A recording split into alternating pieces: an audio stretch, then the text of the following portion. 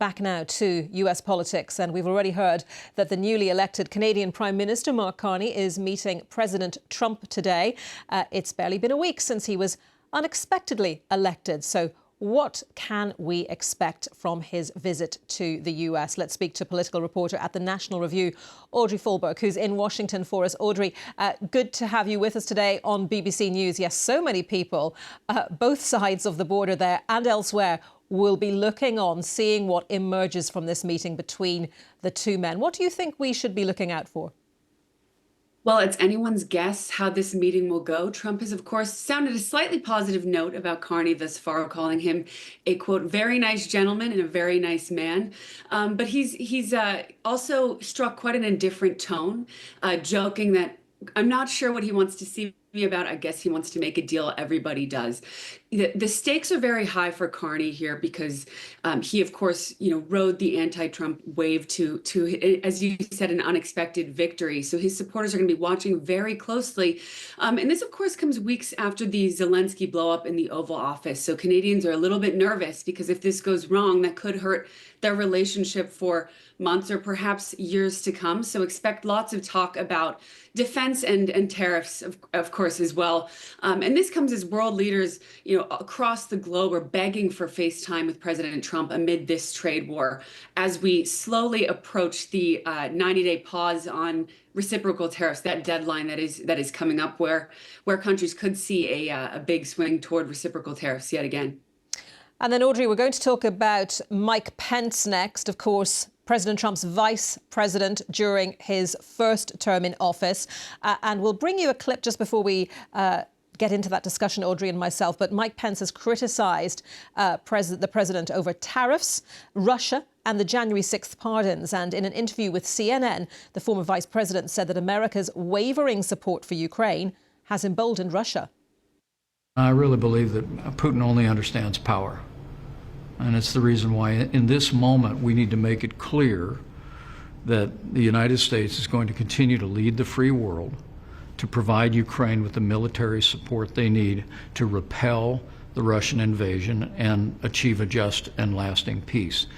The wavering support the administration has shown over the last few months, I believe, has only emboldened Russia.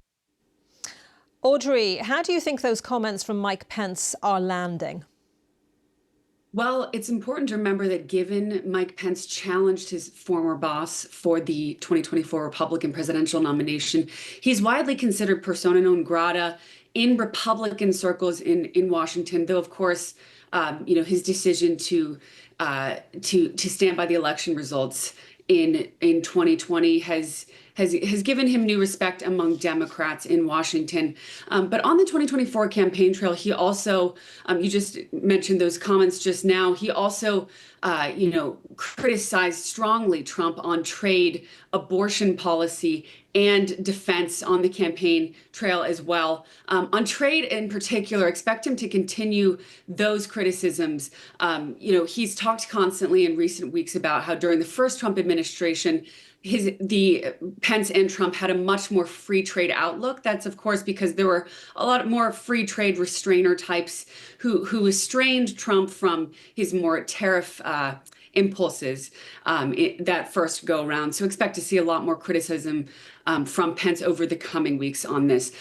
Not just on those issues, but also Trump has signed so many executive orders this time around, really testing the bounds of presidential power, which is not particularly popular among traditional Republican types like Mike Pence. So I'd expect to see him to continue to criticize his former boss on that as well, in addition to defense.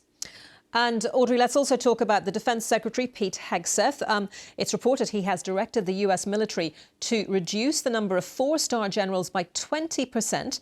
In a memo seen by US media, Mr. Hegseth said the cuts would remove what he called a redundant military structure and streamline its leadership. So, Audrey, what sort of reaction is there in the States to this news? Democrats are definitely stunned by this news. Jack Reed, the ranking Democrat on the Senate Armed Services Committee, has said that there shouldn't be arbitrary percentages when it comes to really big cuts like this at the Pentagon. But this is not a particularly surprising move from Hegseth. He spent his first few months on the job criticizing the Pentagon for administrative and bureaucratic bloat. He says that there's an inverse relationship between the size and scope of the Pentagon and staff and victory on the battlefield. So this is not a surprising move. I'd expect to see even down the line, if he hangs on to his job after the Signal debacle, to continue advocating for these across the board cuts. But it's definitely a big deal in Washington, and Republicans and Democrats will continue to be watching this very closely. OK, Audrey, thank you very much for that. Audrey Fulberg from the National Review there in Washington.